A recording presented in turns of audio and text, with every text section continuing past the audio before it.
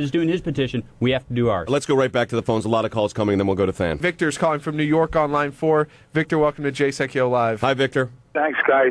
First point, Jay, the reason we're fighting so hard is actually to prevent murder of children. And the second point is if the president can blatantly lie about something like this, Jordan, what else is he capable of doing? That's kind of scary.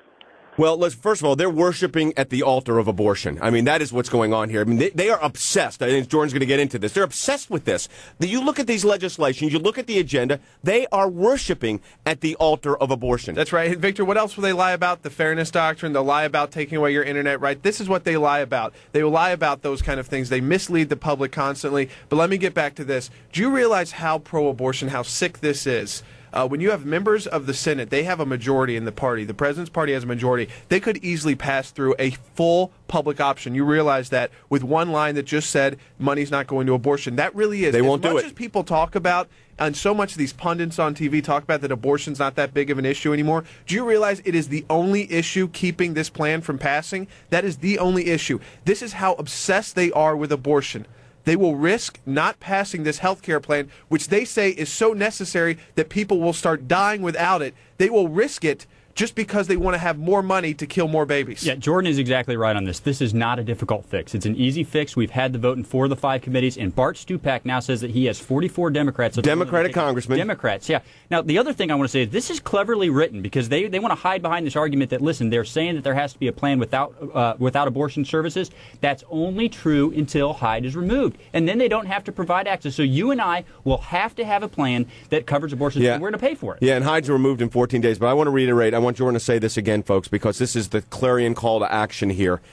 This is what they're doing. I say they're worshiping at the altar of abortion. Jordan says they're obsessed with this. That's exactly what this is. Listen to this so-called moderate plan. I mean, this really ticks me off, folks. This is the moderate plan. Here it is, page 27, direct quote. The secretary, who is Kathleen Sebelius, look her up online, most pro-abortion HHS secretary in history, maybe the most pro-abortion politician in the history of the United States. This secretary would ensure that in each state exchange, at least one plan provides coverage of abortions beyond those for which federal funds appropriated for the Department of Health and Human Services are permitted. That is a requirement for plans covering elective abortions. They like to use elective abortions. We call it, folks, and you know what it is. It's abortion on demand. It's abortion for no reason whatsoever, no justification. You walk up, you have that abortion, and under this so-called moderate proposal coming out of Senator Baucus, who should be ashamed of himself for even proposing this kind of legislation, and I'm sure his constituents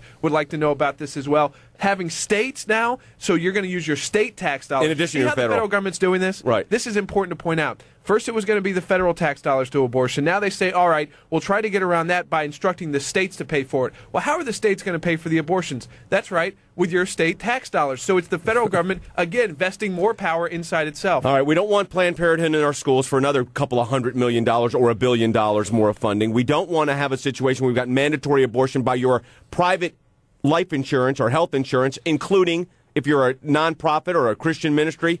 We want none of that. You go to your phones right now and you speak out on this issue. It's 1-877-989-2255. Say no to this plan, 1-877-989-2255 or aclj.org.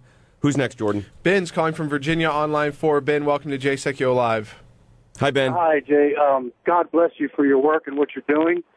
I find it stunning, absolutely stunning, that an African-American president and the African-American community, by and large, support Planned Parenthood when Planned Parenthood, is common knowledge, was started by a white supremacist for the sole purpose of eradicating the black population from the United States. Yeah, Margaret Sanger, she was a eugenist, and there is no apology. I will tell you this, there are many members of the black community that are opposed to Planned Parenthood.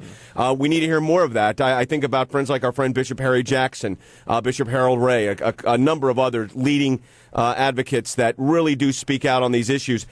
But the problem is it's becoming ingrained in our culture. You know, with all this stuff that happened at Acorn this last couple of weeks, they did that undercover thing and the story, and they were basically having Acorn, $8.8 billion of your taxpayer dollars was going to go to Acorn. Now it's not because of the undercover work that was done. But Planned Parenthood basically is doing the same thing. They're being sued for fraud. We're in court against Planned Parenthood right now at the Ninth Circuit Court of Appeals. Planned Parenthood is the defendant. It's the exact same thing that happened to Acorn. People take in cameras. They say, I'm an underage girl. I don't want to tell my parents. And then the Planned Parenthood staff members, who I know have been instructed on the laws, lie to those girls directly. They say, all right, just tell us you're this old, or don't tell us your age at all, and we'll handle getting the abortion for you. Planned Parenthood, folks, is the biggest abortion provider in the world. They do more abortions than anyone else, the actual procedure too, and in the United States alone. You want them running the health clinics in your grandkids and kids' schools? That's what they're going to be doing under these proposed plans. Planned Parenthood clinics who are responsible not to the states, but to the federal government. That means Kathleen Sebelius again. Yeah, and it's crystal clear what industry Planned Parenthood it is. They are in the abortion industry. They are the leader of the abortion business. I have their annual report from last year. By their own numbers, they perform over 300,000 abortions per year. They take over $350 million of taxpayer funds. Guess how many prenatal patients they have? 10,914. What industry they are in? They are in the abortion industry. We need to show that graphic, folks. I mean, 350,000 abortions and 10,000 prenatal visits. So that whole argument that you keep hearing, well, Planned Parenthood does do so many good things to the community. Listen, I know that some people have used their services for breast exams and things like that. I mean, it does happen. But you got to look at the numbers themselves. They're just using that, folks, as a cover about their abortion. They're an abortion manufacturer. This is what they do. This is how they make their money. They're in the business of killing babies, and you're going to put these clinics in schools. These senators who propose this legislation, these House members who write this, they should be ashamed. And, folks, that's why we're taking a stand and standing up against them. Let me tell you what we're going to do. Jordan's going to go over this with you in a moment, folks, but I need everybody that's listening to this broadcast or watching us on television, go to your phones now and say no to this health care plan. It is critical. We're disclosing this stuff to you every day as it's breaking. It is breaking as we speak. We've got lawyers and teams working on this. We've got to fight back and fight back aggressively. Here's our toll-free number, folks, 877-989-2255. Here's why. Listen to this line. This is under the so-called moderate plan. The Secretary would ensure that in each state exchange, at least one plan provides coverage of abortions beyond those for which federal funds appropriated for the Department of Health and Human Services are permitted.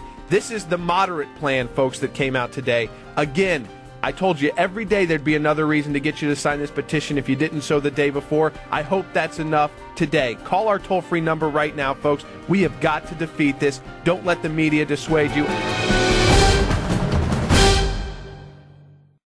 With a renewed push by President Obama and Congress, the focus is once again on revamping our national health care system. While health care legislation is more confusing than ever, there's one thing that's very clear. There must be no government-run health care and no mandatory coverage for abortions. The American Center for Law and Justice is mobilizing and demanding that Congress reject any government-run health care program, a dangerous plan that could open the door to make abortion a mandatory health benefit. The time to voice your opposition is right now. It's time to say no to the public option or any other government-run health care plan. It's also time to say no to mandatory coverage for abortions. Stand with the ACLJ in its effort to get Congress to reject government-run health care. Add your name to our petition today. Call 1-877-989-2255. That's 1-877-989-2255, or add your name online at aclj.org.